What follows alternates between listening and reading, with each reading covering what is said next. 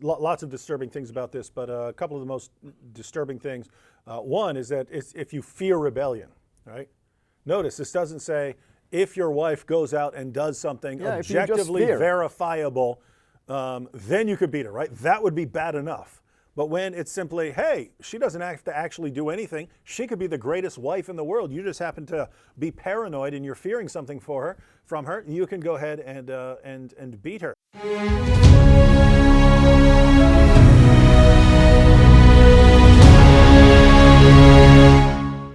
Welcome back to The Impactful Scholar. I'm your host, Dr. Javad T. Hashmi. Today we're going to be jumping right in and talking about the most controversial verse in the Quran, verse 434, the so-called wife-beating verse. Now, if you haven't checked out our previous video on this topic, make sure to do that as we talked about the first half of this passage there.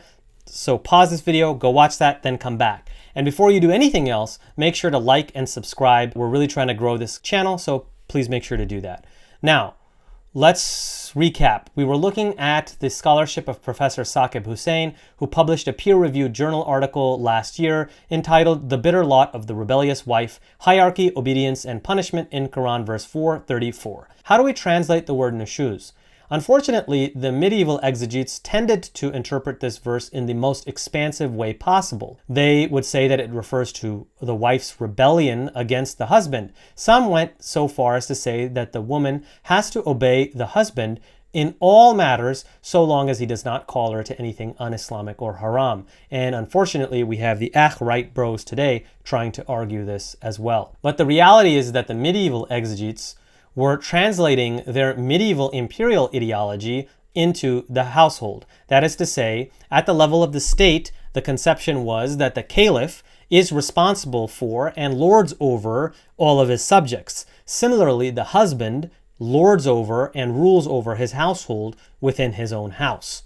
And so we see that the context in which people are interpreting the Quran really does matter, and that the medieval exegetes are not somehow these neutral arbiters of the text. Just as modern exegetes can be accused of apologia or having some sort of biases, we should note that the medieval exegetes were no less prone to such biases. In fact, we could just call these subjectivities and positionality, which is unavoidable.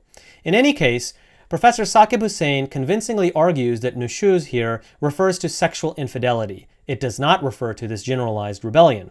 He writes, quote, "Those whose nushūz you fear implies that nushūz means sexual infidelity. Indeed, this is how several modern Muslim scholars have interpreted the term.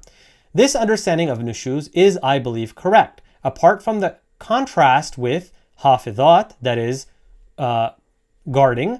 The verse speaks of fearing nushūz. If nushūz is wifely disobedience or sexual refusal, then surely it is manifest rather than something one anticipates," unquote. That is to say, the fact that the verse uses the words fear nushūz means that it's something that one anticipates. In this case, one's anticipating sexual infidelity. This fear might be brought on, for example, if the wife is known for bringing men into the house in the husband's absence. The husband has not proved that the sexual infidelity actually took place in the sense of the sexual act itself. However, there are other indications that could indicate that sexual infidelity is indeed taking place or going to take place. And so that's what this passage is talking about. Now, Professor Hussain uses many pieces of evidence to reinforce this interpretation. First of all, he looks at the pre-Islamic and early Islamic literature outside of jurisprudence and exegesis, which is, after all, the two forms of tradition that he is challenging. He writes that nushūz refers to, quote, a woman wanting to leave her husband, and it came to be used as a figure of speech for her leaving her husband for another man, and therefore as a euphemism for her committing adultery, unquote. He also cites a hadith attributed to the Prophet Muhammad on his farewell address. Again, you don't have to think of this as historically actually going back to the Prophet in order to use this proof text. Rather, he's just showing that at a very early time, nushūz was linked to sexual infidelity. So in this hadith, the Prophet is attributed to say, quote, "Take my advice regarding being good to women. You own nothing of them except that unless they commit a clear sexual transgression. So if they do then leave their beds and strike them. So we see the connection between the sexual transgression on the one hand and the penalties that are listed in 434. The hadith continues, "As for your rights over your wives, they should not allow anyone whom you dislike to tread your spreads, and not allow anyone whom you dislike to enter your houses." Again, it's talking about sexual infidelity.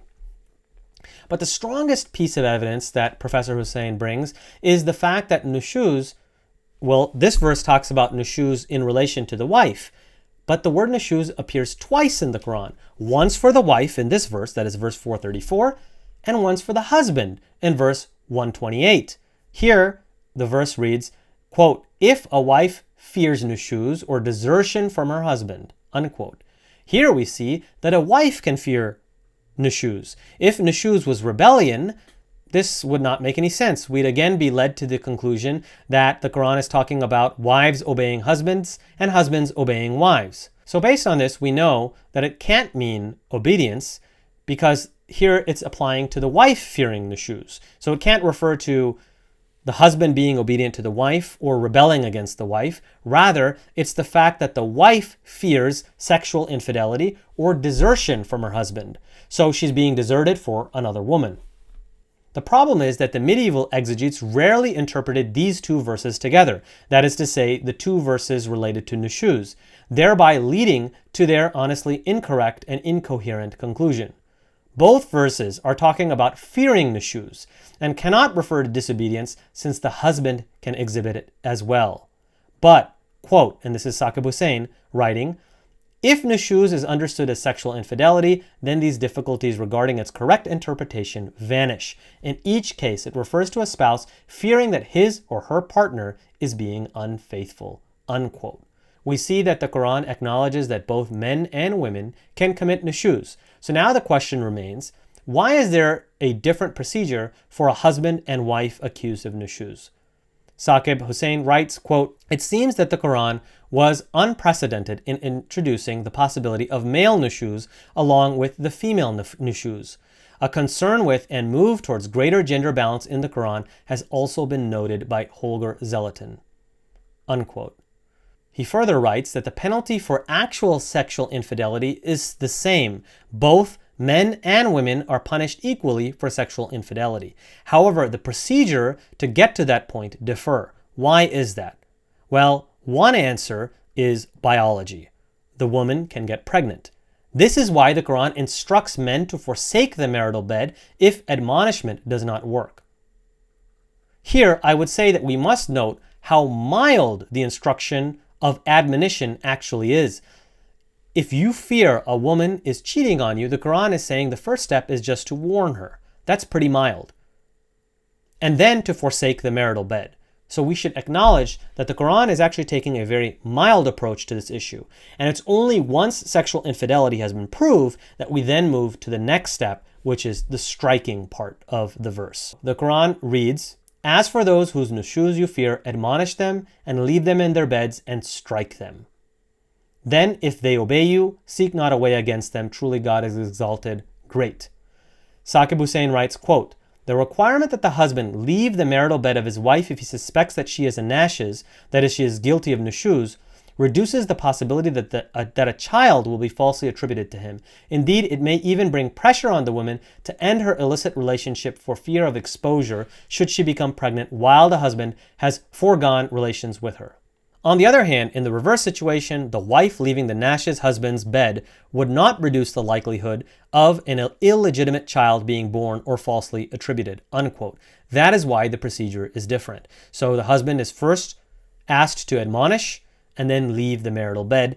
And in that sense, the procedure is different because of the biological factors at play. Bottom line is that the Islamic tradition is highly nuanced. The Quranic text needs to be understood in its original context. And please make sure to like, subscribe, and share so that we can grow this channel. Thank you so much and see you next time.